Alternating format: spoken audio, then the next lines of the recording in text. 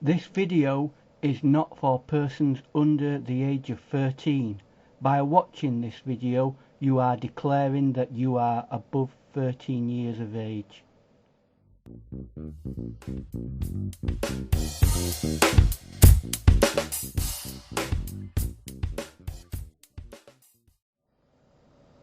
Hello and welcome to today's painting tutorial. The thing I'm looking at today is a steam train. It's a British A4 class steam train, one of the streamlined ones, a bit like the Mallard, but this is not the Mallard, this is the Union of South Africa. So we're going to paint this. They're quite challenging trains to draw up and paint, so I hope you enjoy this and you get something from it. So let's get on with doing that now. Let's just look at the composition and layout of the actual image.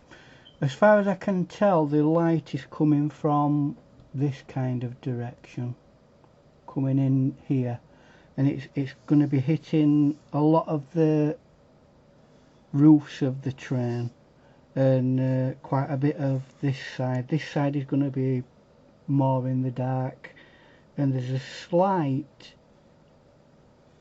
shadowing at that side, but only a little bit, so that tells me it's coming more straight down but from that angle. So that's the lighting situation. It's just a basic curve, the compositional arrangement, nothing special about that. I'm trying to paint it as I see the image. What I've got to avoid is this hill here is quite green and the train itself is green as well, so I don't want to be over green in the painting. So I am going to introduce other colours into the background, just to give it that extra bit of interest during the painting. And we've got probably a little bit of sky coming in round here as well. So let's crack on with that. I'm going to be using my Winsor & Newton professional paint, and the paper is £140 and it's cold press. That's 300 grams if you're in the UK. I can't remember who the manufacturer of the paper is, unfortunately, but I would say it's a rough paper, this, only a very mild rough paper, but obviously I've got it tied down at the corners, so we'll see how that goes. Right, to start with, I'm going to block in most of the colour surrounding the main feature, i.e. the train. So it's going to be mostly this area and bits around here. And like I say, I want to get some more colours other than the usual vegetation kind of colours, like light greens and dark greens. So to start with, might sound a bit weird this, but I'm going to lightly splodge areas like that, which you might think, oh, that's a bit weird, but it'll work eventually. And I'm just vaguely going near the edges like that, missing areas so we've got highlights later. And then might add a bit of blue there as well. So I'm not going for hyper realistic colours in the background. I'm going to do the realistic colours on the actual train, and that will emphasise the key important parts of the painting. So I'm going to put a bit of green there as a contrast. That's a lemony yellow really, but it'll work as a green. That I'm going to blend a bit of green there, and again we'll go back to another colour like that, and round here I want to do some ochre-y kind of colours, a little bit sandy there, and then we're going to bring it back round to a reddy colour, and that should give, put a little bit there as well, and this is like a burgundy kind of red, or you could call it caput mortem if you wanted it. It's not that far off. So we've got some nice interesting colours there. Now obviously there are going to be areas of the painting that are going to be a lot darker than other parts. So for example under here it's going to be slightly shaded, so I'm going to get some burnt umber, or alternatively you could get that area as well. Van Dyke brown is a nice colour, but I don't want to put very darks in at this moment. And let's see if we can start separating certain areas.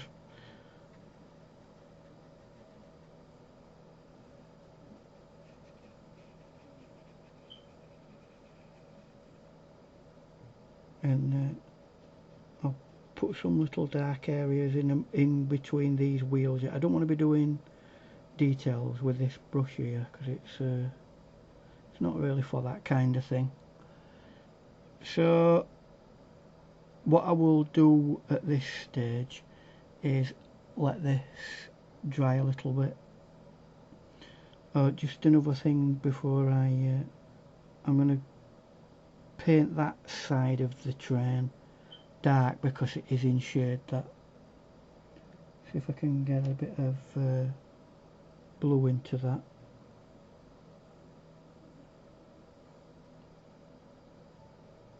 It's a bit more up there.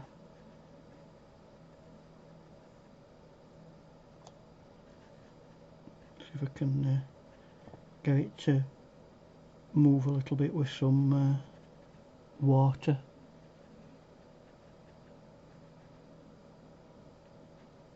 It gives it a little bit of interest. So we've got it all kind of blocked out, the main background area, other than I'm really tempted to add in this area that there.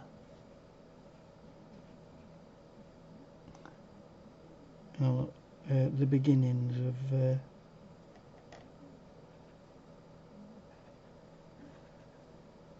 just to make it so it does tie in a bit.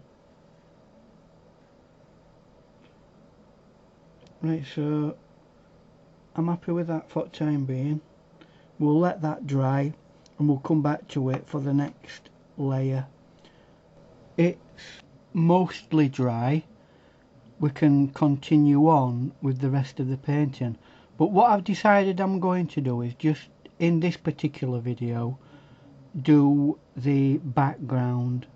We'll leave the painting of the train for a second video because I want to really go through that in a lot of detail, and time don't allow for a full painting like this with the detail that it's going to have. So we'll concentrate on this background area and bring this in as well, and we'll tie it all together once we've got to the end of the second video. So what I want to do now is start emphasising bushes and trees in this area. So I'm going to move on to a slightly smaller, more detailed brush. This is a Jackson's mop quill brush. It's got a nice point to it, but it holds a lot of water as well. So let's start getting some greeny colours in. I'm trying to avoid overdoing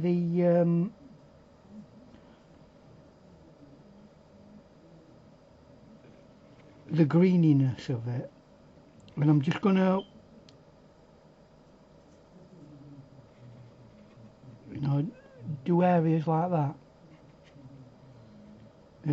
making sure that at every option that I get to darken this area. Right, let's get some more blue in there, and I'm going to put, just to make sure we're darkening it to the right levels, I'm going to put some dark brown there, and that area then has like a bit of a shadow area, and we'll continue on with that same theme there as well, just to make sure that you know that that's like a shadowed area. Moving into a slightly different area, we'll see if we can define this a little bit more. So again, I'm going to get some lemony yellow and a bit of ultramarine blue, and mix a greeny colour. I'm just going to press down like that.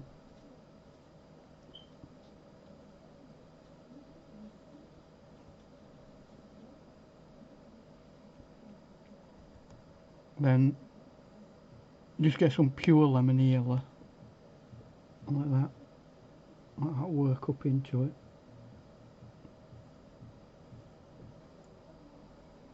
And that helps it, that area, look like a little bit of sky. Bring that over there a little bit. Bring a bit of that colour there in. And a bit more dark there into that area.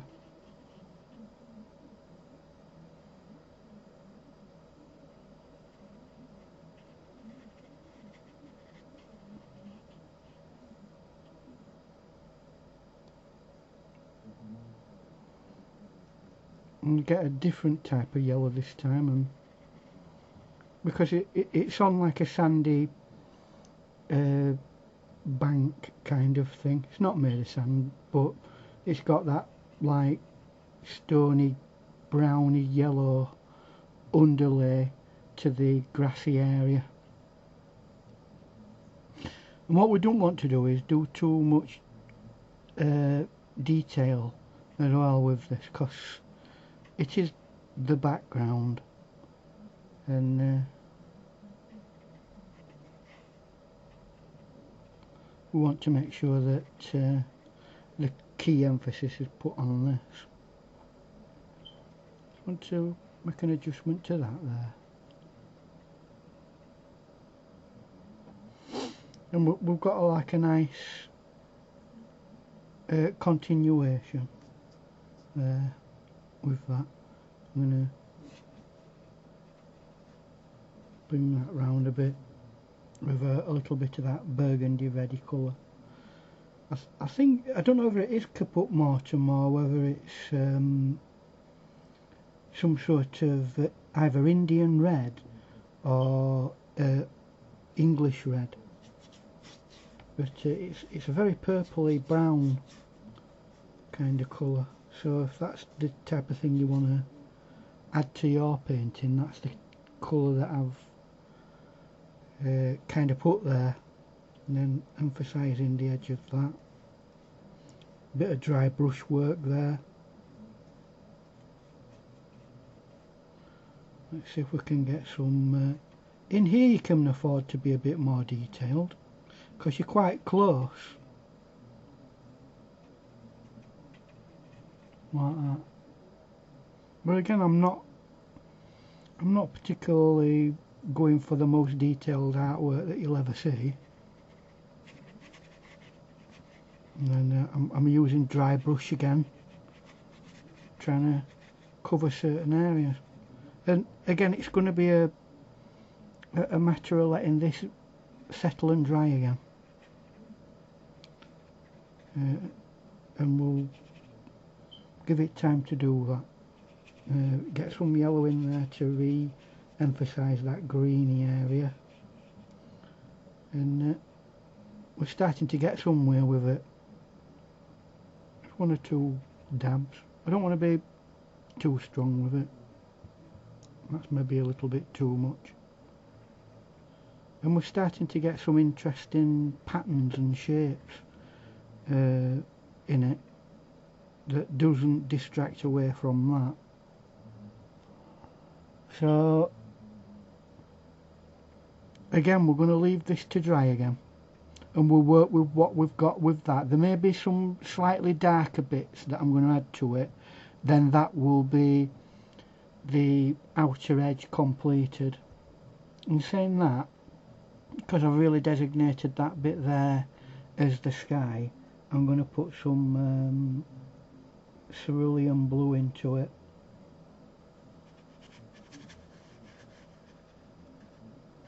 Just a little bit. I don't want to be touching it too much.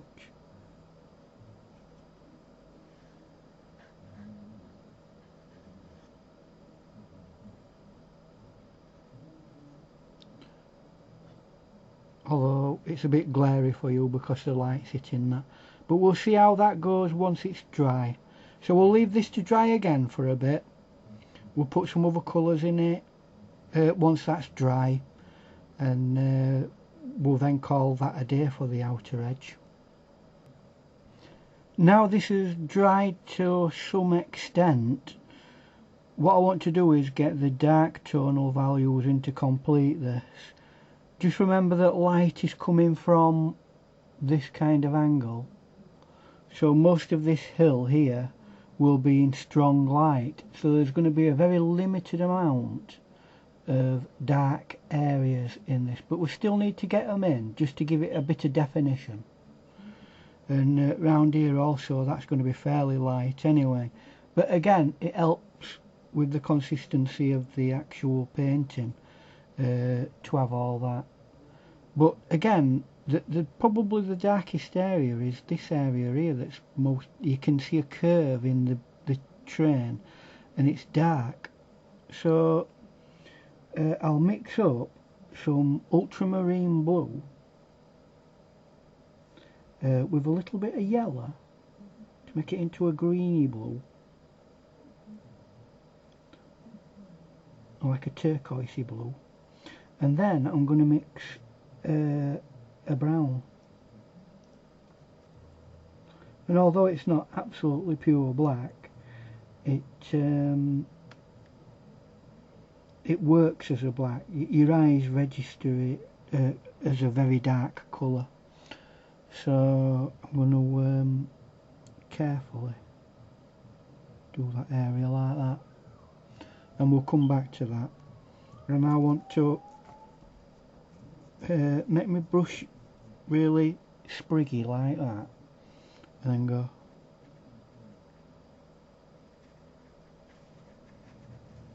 just randomly cover it in areas.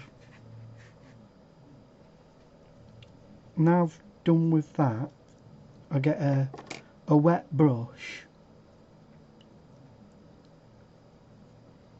and we can start working away at them and creating what's called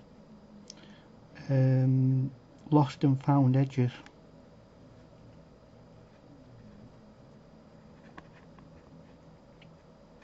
And directional strokes as well.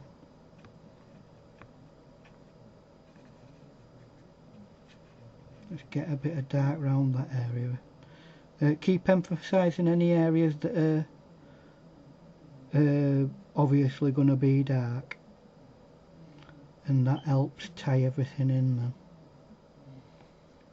So just one or two more areas like that where you can take some of the edges away. I'll fade that out as well.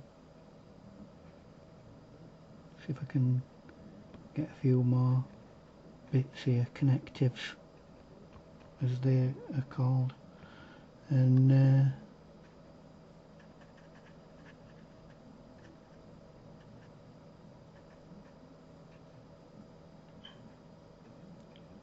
as far as I'm concerned, that's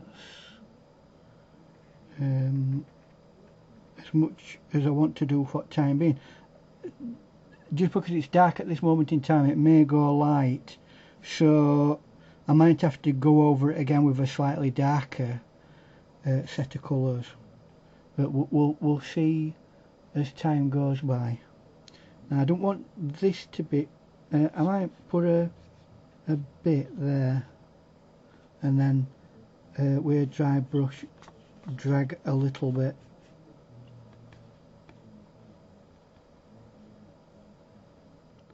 So while we've still got little bits of wet area, I'm going to do the extremely dark areas. And this is not going to be very much at all, just emphasising certain bits. Don't want to be making that too dark there because it's going to have a dark area anyway. And a bit there, maybe a bit too much that. So we can knock it back a bit.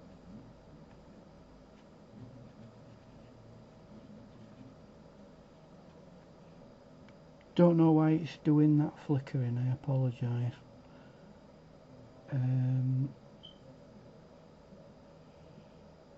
But we're almost at the end of this particular part of the process anyway, and this is like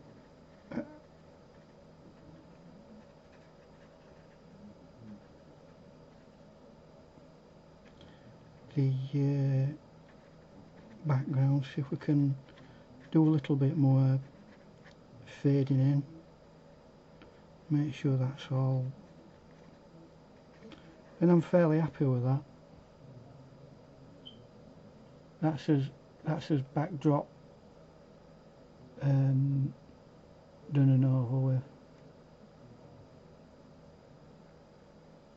This foreground here is going to be fairly light, and that's as dark as you want it because you don't it's got light coming in this direction, so you don't want it to be overly dark. So that's this part of the painting completed.